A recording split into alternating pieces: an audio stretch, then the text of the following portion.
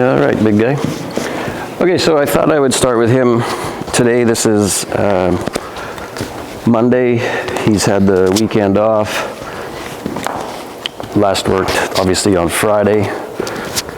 And just give him a moment to kind of wander around here. There's Cavaletti and these things weren't in here on Friday when he was in, so just give him a moment to move around and have a look and just see how he seems to feel today. If he has any reactions or anything, or any, just kind of let him move around and see how it looks before we get too involved. So I've just tacked him up in the barn. I usually start when they first come tacking them up in the arena here, usually just with not tied to anything, of course, and just kind of get a feel for how they are tacking up. And once they're good with that, and just they can stand on their own, and I can tack them up and do things with them, then I'll usually start tying them to a tie ring and tacking them up in here as well, just so I can kind of get a feel for what they're like, even though he's had all that done. So I can just kind of go through the things that I like to go through and checklist a little bit just to see where he's at, and then we go to the barn and tack up in the barn. And the same idea, just standing in the barn aisle at the beginning, and then getting him used to being in cross ties and whatnot. And just obviously in a Western saddle, I usually start all of them in a Western saddle because I like to be able to kind of pull on it and hang off of it, and sometimes get up from the ground on both sides, and just drag stuff from time to time, and all that stuff's just a little simpler to do in a Western saddle. I can long line off of it and stuff like that. I have long lined him as well, mostly just do the in hand kind of work with him now at the moment. I just work on kind of moving him around, being able to change direction and guide the shoulders.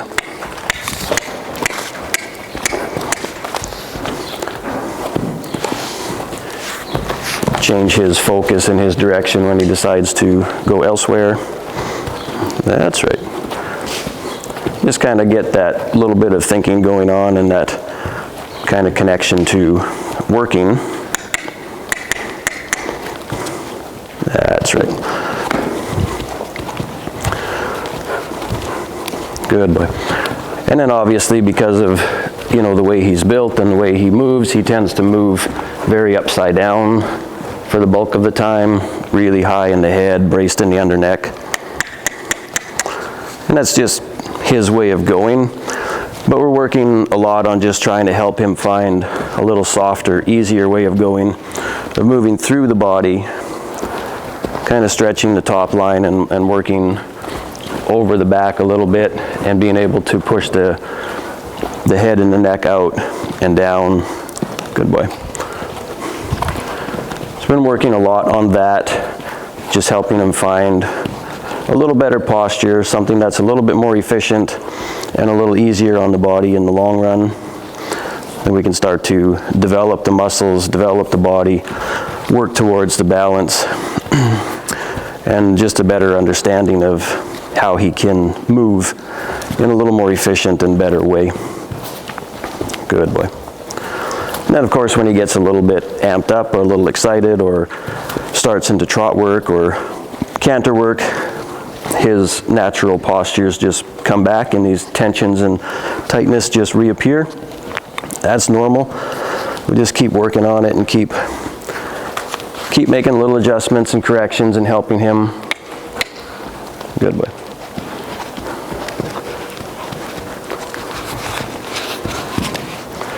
So sometimes I will start him off, through these kinds of patterns on this length of line. I can just kind of work on him maintaining that distance from us, putting some bend in the body, being able to move the shoulders from side to side, to left to right. Good boy. And then as we can move the shoulders a little bit more around the hindquarters, stepping across like that, we can move the shoulders around the hindquarters more and more. We start to, just through that exercise, start to shift the balance and shift the weight a little bit more towards the hindquarter. Good boy. Again, I'm just focusing a little bit on his body, where his feet are in relation to the rest of his body.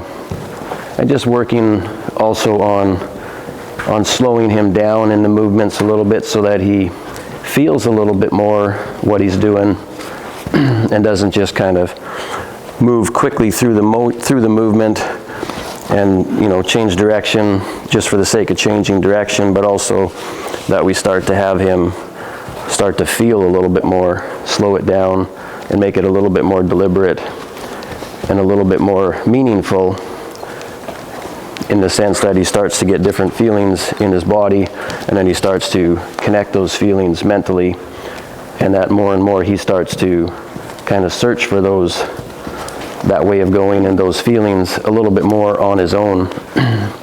So that when he's, you know, when he's starting to just move around in his turnout pen or in his pasture, he starts to adapt a little different posture on his own and helps to maintain,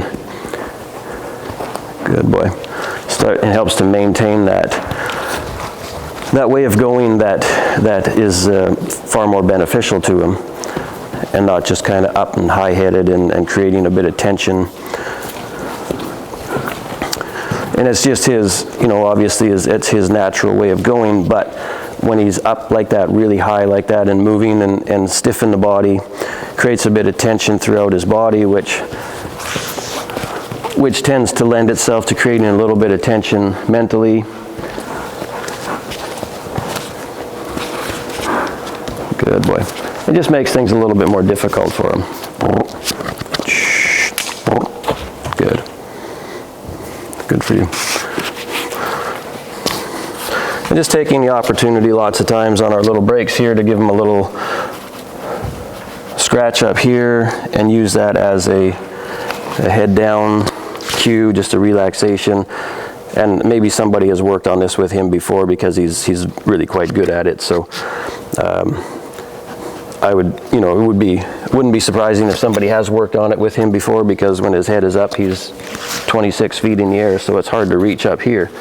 So he's very good at that, but we can just kind of keep working on that and keep confirming that to him. Good boy.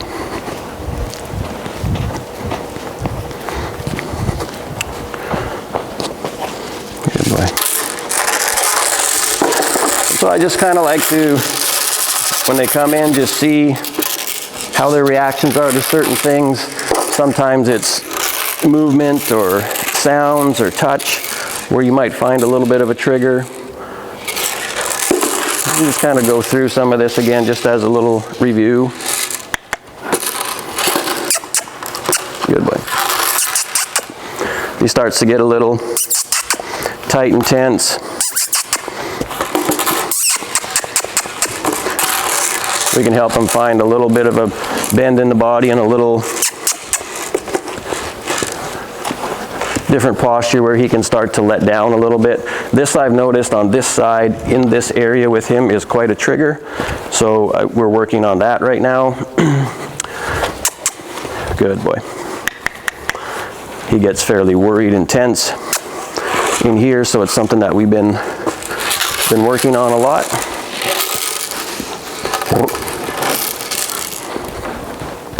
Good. Good. A little more comfortable, obviously, on this side.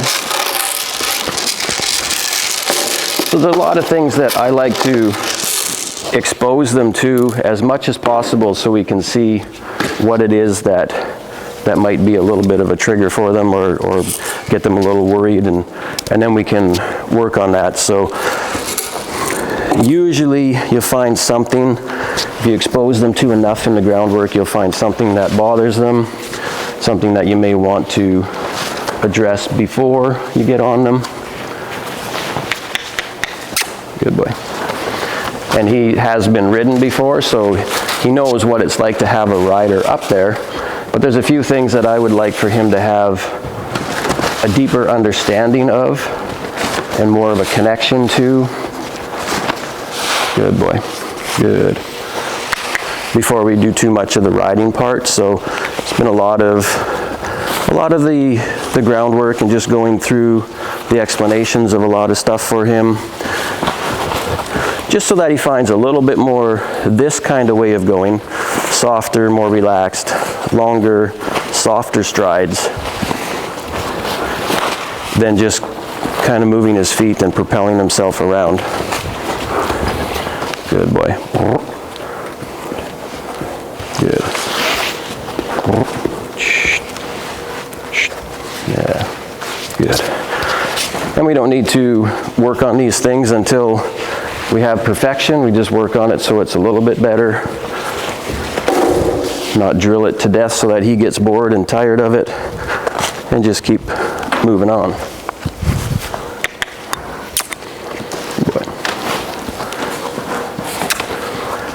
And a lot of these things aren't things that I do daily with him. I find if you tend to do them in the same sequence over and over again every day, it just kind of becomes part of the routine, and then it's not really very meaningful. But this is stuff that we have worked on over the course of the last month. Might, sometimes not do it for 3-4 days or a week or whatever, and then just review it again just to see if it still has, if there's still the lasting effects of him understanding it from the last time. Good boy. Good.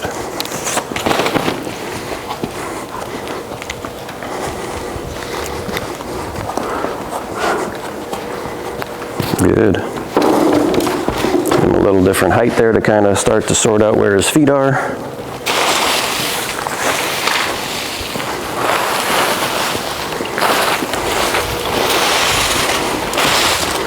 Good boy. Good.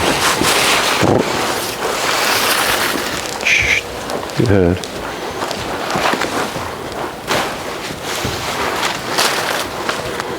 Yeah, and so everything looks nice there this morning. And again, it's not, we're not trying to use these things to scare him or spook him or sack him out and make him do certain things or, scare him until he stops moving. It's more just to give him something that he can be aware of, and then if he has a reaction to it, or if there's something that bothers him, then we can help him find a way to manage himself in those moments and not just get to a point where he just sort of freezes and stands still. And then sometimes out of that frozen state, when they wake up, there's a big explosion. So we're just helping him kind of understand what it is that he's doing, more so than, that's it. Yep, good, good. Yep, good. Good boy. And we'll do a little bit of work along the wall here and just kind of review some of the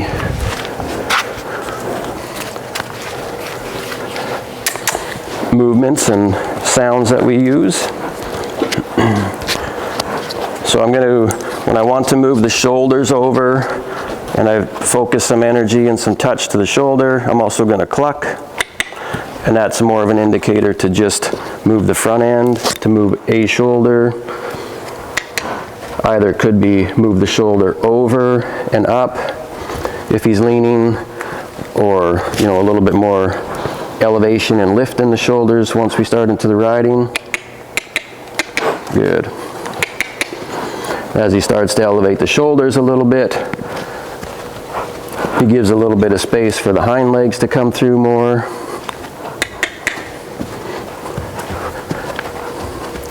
And the front end starts to elevate more, we get better access to the rib cage so we can create proper bend. I also can lift up on my rein upwards to really connect it to the inside shoulder. We start to turn my body into the turn here. So he starts to learn to follow our body around, and as less from the hand as we can, as little from the hand as we can. I can turn my body straight and we can walk on a straight line here. If he starts to get a little too ahead of me, I'm going to use like a verbal half halt. Good.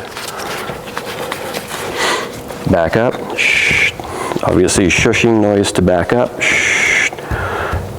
And just trying to instill in him the feeling of backing up from elevating the chest and the shoulders and stepping back and not being pulled backwards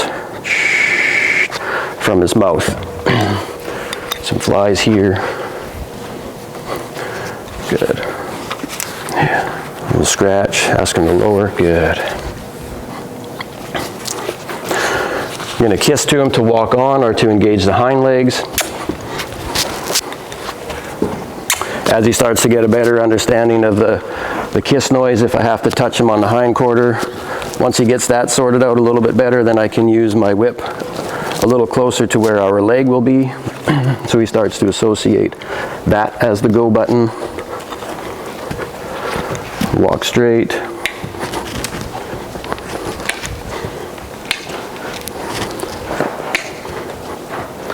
Turn.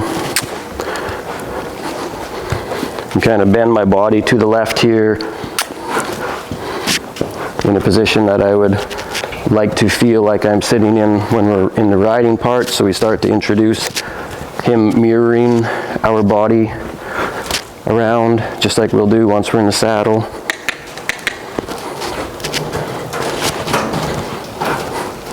Turn. I'll see if we can move the front end over. That's it. Good. And then can we take the front end? Shh, don't walk through me. That's it. Take the front end over to the right. Shh, shh. That's right. When he loses his balance a little bit, we can shush him back. That's it. Shh. Yep. Shh. So for him, because he tends to be very up in the neck and very tense up here, when I go to step the front end over, for example, in this direction, do it again here, I would ask for him to step this left hind back and the right hind out. Back and out. Back and out. Yep. Back. No.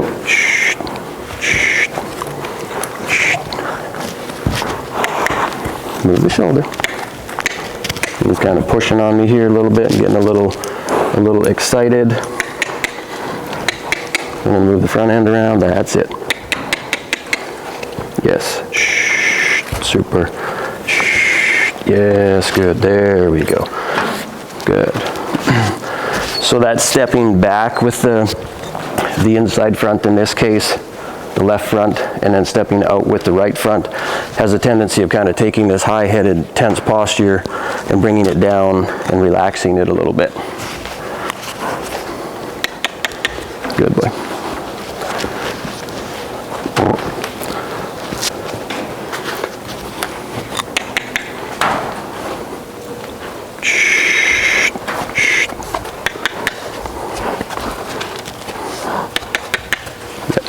That's right. Good. Yes, good. Yep. Good. Move the right shoulder over. Good. That's it. Right shoulder. It's a little harder for him.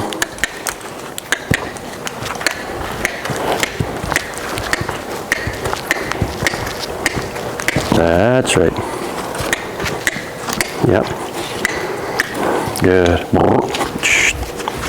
Don't run through. back and across, back and across, back. Yep. Yep, I know. I know. Yes.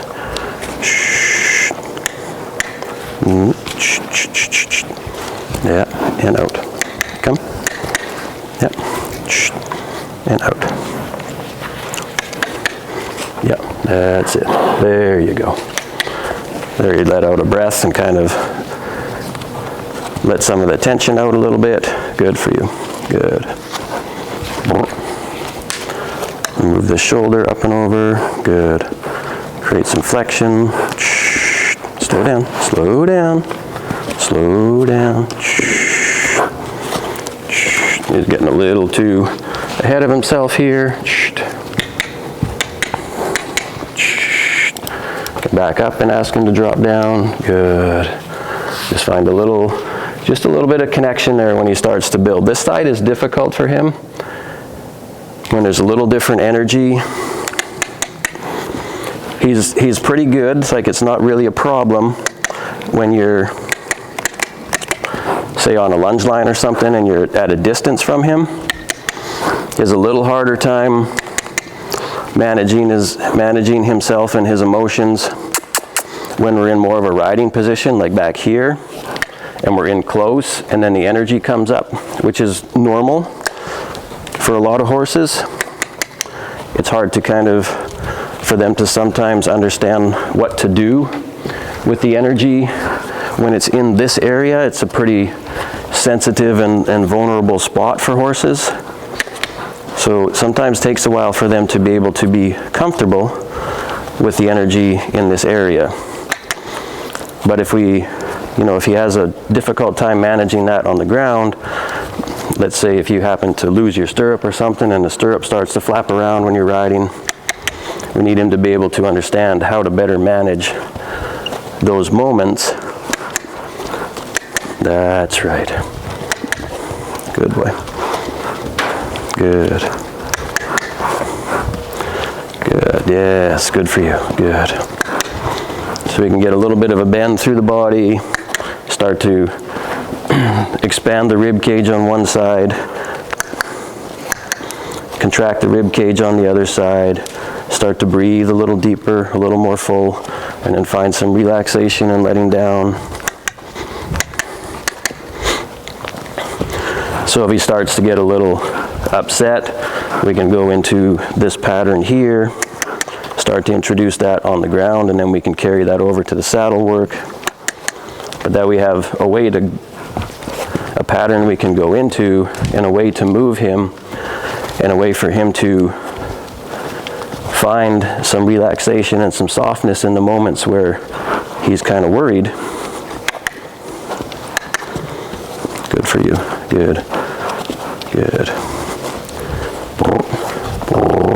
Don't push. When he gets a little too heavy on that shoulder and kind of starts to push through, we can half halt him and then step him back, walk forward. He gets a little bit of a worried look on his face, and then we can just kind of work him through. We can ask him to drop the pole down a little bit and step back. Yep, I know. Good. Good. And then work the shoulder over. Yep. Good. Yeah, that's good. Bring the front end up a little bit. Yeah. Start to challenge him a little bit here. Careful. Thank you. Good. And just have him be a little bit more mindful about where this gigantic body is and how he's moving it and how he's carrying himself. That's right. That's right. And move a little more slow and a little bit more deliberate, a little bit more intentional. Super good. And then let's go for a little walk. Good boy. So just kind of taking all of these things that he knows, or that he has done before, and kind of dissecting them and breaking them down, and really going a lot further into the explanation part of it for him, so that he starts to just get the understanding just starts to sink in further. So we take it from, a little bit more surface level type stuff, and trying to allow it to sink right into the core, right down deep. So if we can help him learn these things from a more relaxed state, physically and mentally, then when it goes in there in that way, it tends to stay there. It's not really something that remains superficial, and it's in there, but you're never really sure if it's going to be there when you need it or not. Good boy. Good. Good boy. Good.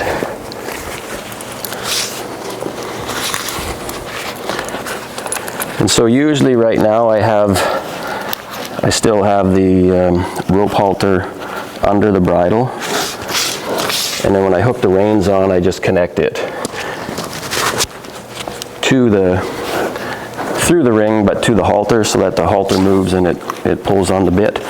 I've noticed that he has a tendency to really play with the bit, and lots of times has his tongue drawn back in his mouth, and he's kind of, has a tongue over the bit, or he's just playing with it a whole lot, and generally has the tongue just drawn back in his mouth.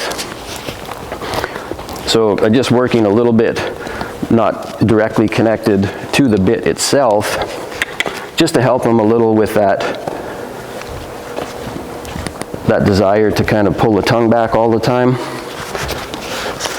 And it's usually, I find, typically with those things like that, the more that they start to understand the work, the more that they work through the body, that those things tend to take care of themselves. No. Thank you. Thank you. Good boy. Good. That's right. Good.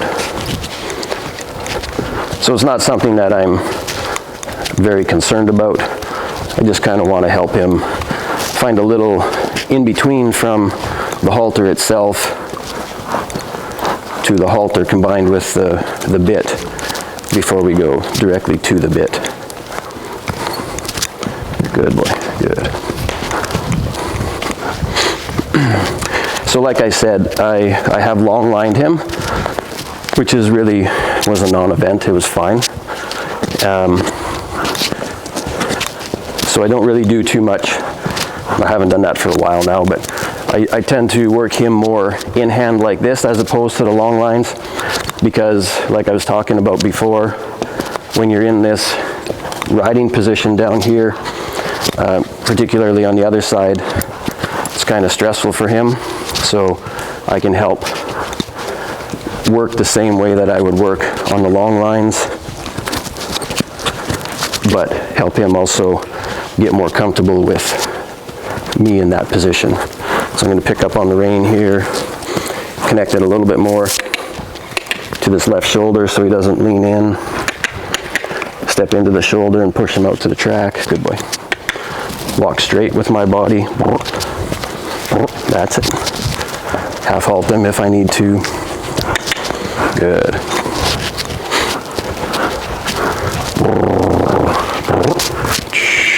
Starts to lean here. Thank you. Yep.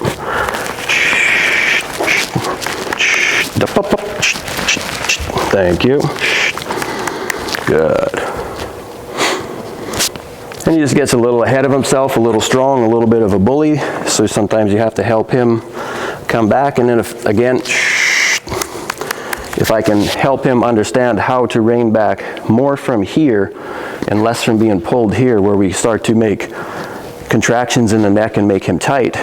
Right now it's there because he just gets going too strong, but the more that he understands to rein back from the body and bring the head with it, as opposed to being pulled by his head and then pushing his body backwards. The length in the neck just helps also foster the relaxation, of course, because he's not contracted and tight and claustrophobic, but then he can work more correctly through the body. And that goes for going forward, of course, but it also goes for the rein back. So the rein back can be an extremely beneficial tool if it's done in a way that's beneficial. Super. Or it can be something that's absolutely meaningless if you're just dragging them back by their teeth. Then it becomes more of a punishment than anything productive. And unfortunately, you see that a lot.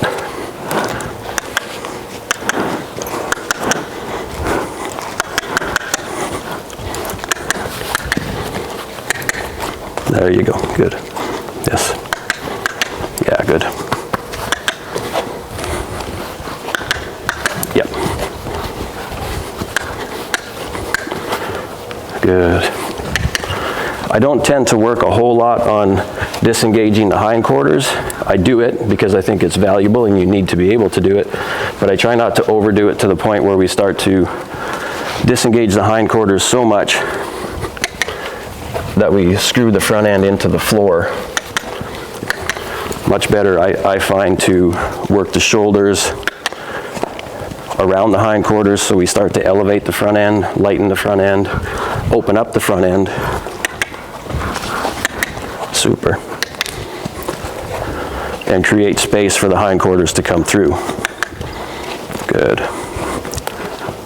Yeah, good. Good. There you go, good. However, I do like to be able to access and disengage the hindquarters because we need to be able to do that. So it's something that we do work on. It's just sometimes it also tends to get overdone. Gonna work upwards to the corners of his mouth so that we can create some elevation and extension in the neck and not draw him back. So in the ridden work, we're going to be working upwards in the corners of the mouth as well.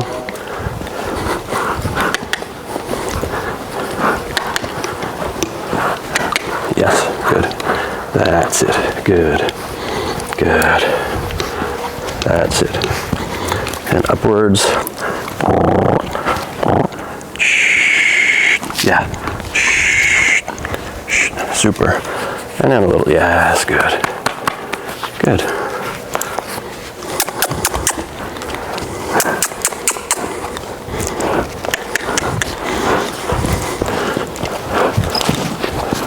So we're going to go a bit to work on here. We'll see what he thinks of this today. Pretty good. So the first couple times I did this from this position here, had a really, really hard time with it. Got really bothered, trotted off, kind of, you know, was really stressed by it. So just kind of stayed in this position and kind of held that space and helped him kind of find a little better way, a better understanding. Yes, good. And then when he settled down from those moments and I was still in this position, it sometimes just gives them a little bit of a sense of, yeah, good, that you're right there in those moments when they're really bothered. Not all horses you can do that with, and sometimes it's not helpful to the horse, but in some situations it's really beneficial. Good. Good. Good. Good boy. We're gonna go for a little trot here if we can. Like I said, sometimes when the energy comes up in this position, it's very troubling.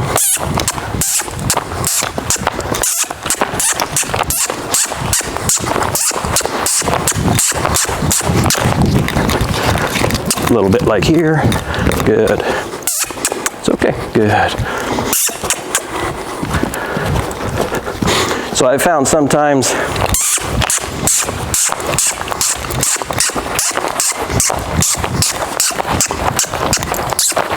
come. Good. Good. That's it.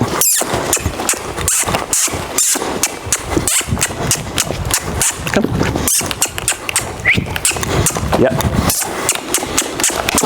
Ah, there we go. There it is. Yeah.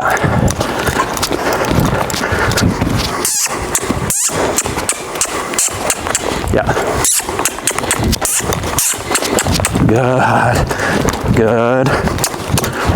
Yep. Yeah. Go a little small here. Right. Good for you. Good.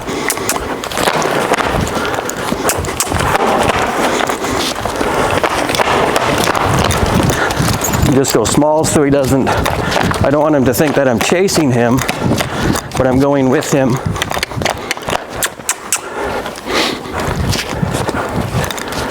So I don't want to get big in my body language.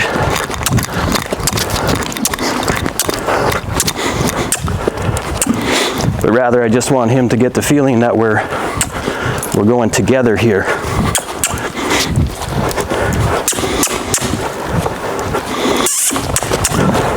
That's right.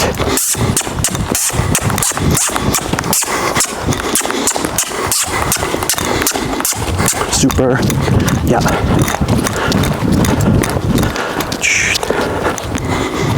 Good. Yeah, there he starts to lick and chew and breathe.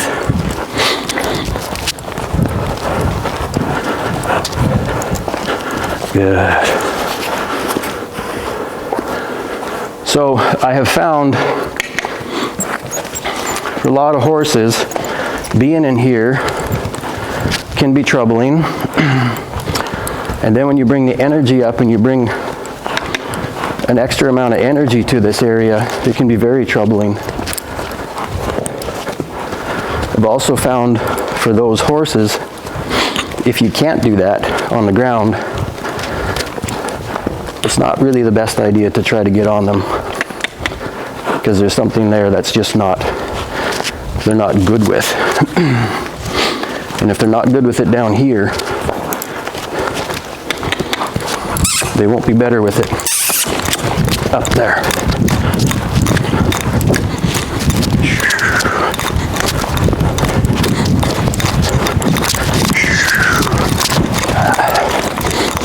Yep.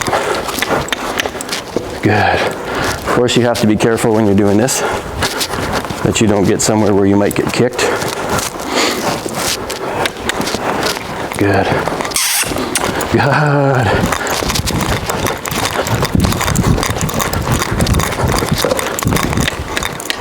Super.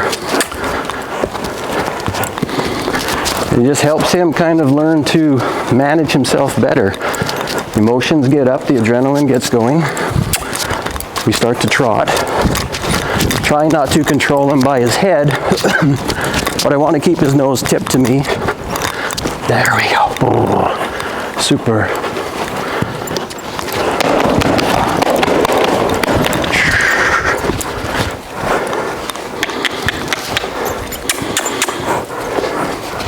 And then we get the opportunity to see how he reacts to surprises when he wasn't really expecting it. Good.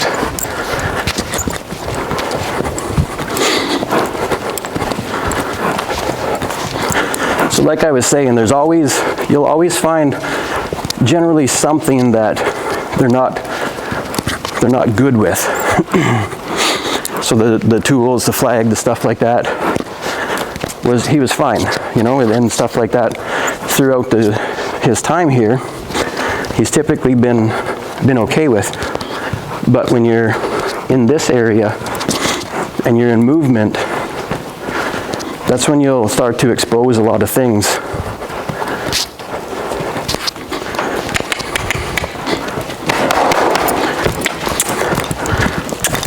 Yeah, good.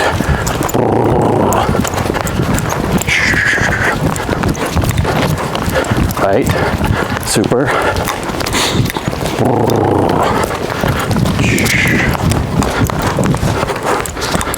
Good. Good for you.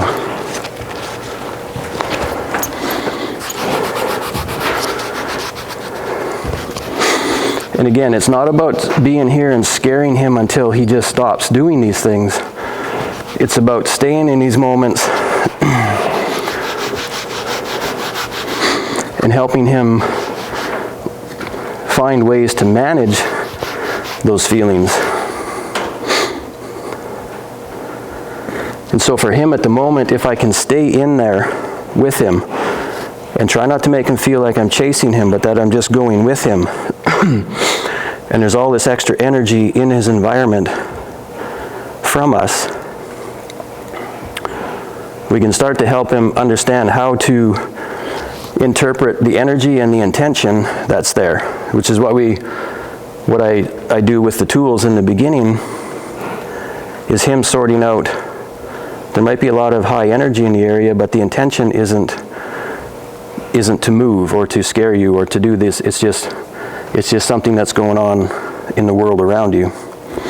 And then when we come in close like that and we start to increase that energy, having him again start to translate and decipher what this energy means, what's the intent behind it. And so if I can't stay in there and I continually let him go out on the end of the line, if it's a lunge line or whatever, I'm gonna have a really hard time trying to build that into him, that confidence and that understanding. Sometimes you gotta kind of ride into the storm with him and stay there. Again, you have to be careful, and you have to, it has to be, you have to be careful and aware of what's happening. But sometimes it's the best way to just give them the sense that we're kind of in this together, and that he can start to look to us for the guidance that he needs in those moments.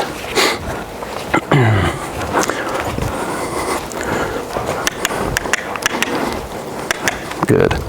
That's right. Good. Good. So we just want to do things like that, things like this over the past month that really give us the opportunity to see what tends to bother him, what might be a trigger, what sets him off, what could potentially be something that he seems to be okay with, and then we miss out on that area, or we miss that sign from him, and then we miss out on another one, and we miss out on another one, until they build up to the point where he can't manage himself anymore, and he comes apart, and he's way too big, way too strong for that. And also it's just stressful for him on the mental side of things.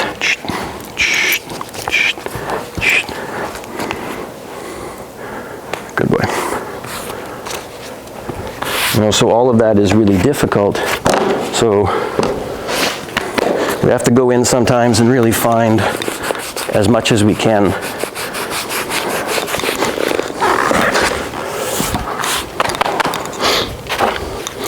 And like I said, it's, he's been ridden. It's not that you can't get on him, or that I think, that he is not rideable, because he is, but I would just like to instill a much deeper understanding of things for him before we go to that stage. He's got, you know, he's not old, but he's a little bit older, so it's hard to kind of get the plasticity and the pliability of the brain is not quite what it once was. So we just have to kind of reprogram a few things.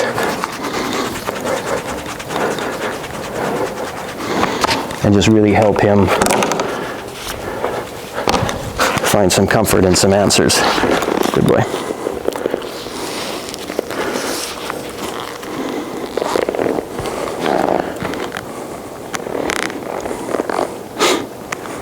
Yeah, good. Good.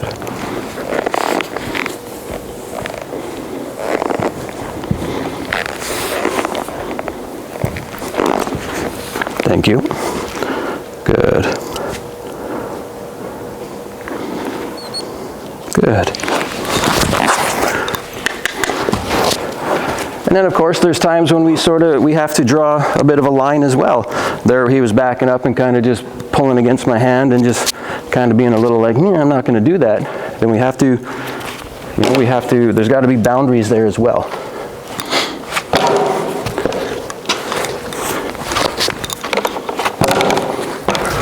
Good for you. Good. Ask him to pay attention here. Good.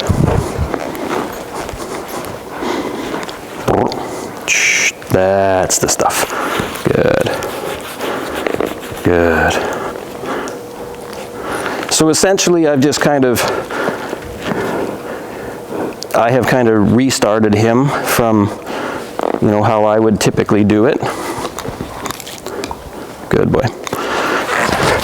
Generally, the first month is groundwork and just kind of all of this type of stuff. Typically towards the end of the first month I'm sitting on them, so he's kind of right on track for that. And then over the course of the second month it's a combination of both generally, and then by the third month we kind of switch a little bit more to the ridden stuff. But the work you can do on the ground, in hand, and the teaching and the bodybuilding and the balance is so beneficial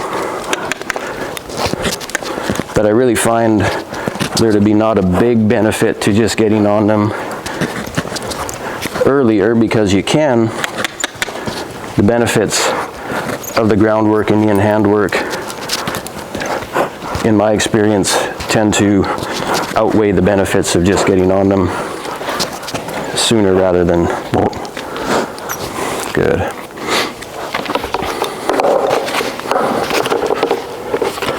So that's kind of a review of everything that we've done. Like I said, this isn't stuff that we would do every day, but this is a pretty good overview of things that we've done since he's been here.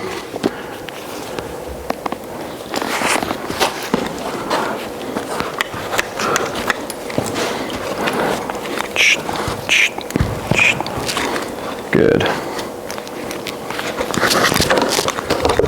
We'll just kind of keep working away at these things over the next little bit.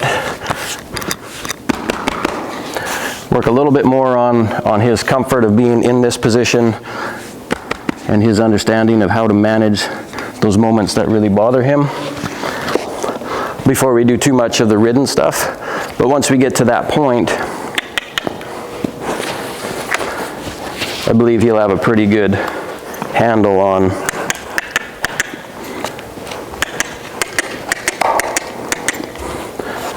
pretty good understanding of the things that we're working on at the moment. I'm not going to do it today just because he's done quite a bit, but oftentimes I put him on the lunge line as well and let him starting to work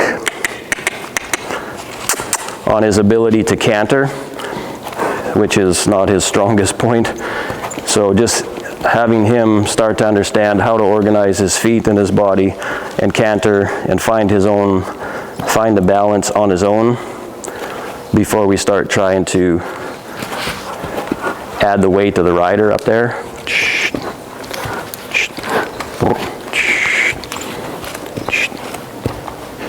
So we're just working into that now.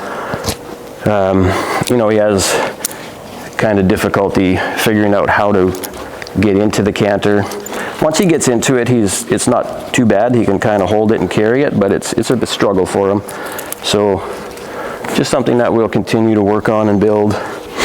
And again, as he learns to use his body a little bit more better in this other work, and find a little better balance and a little more softness, then his ability to go into and maintain the canter will improve. Right. So I think I'll leave it at that for today. And I'll get that all off to you, and we'll talk to you soon. Thank you.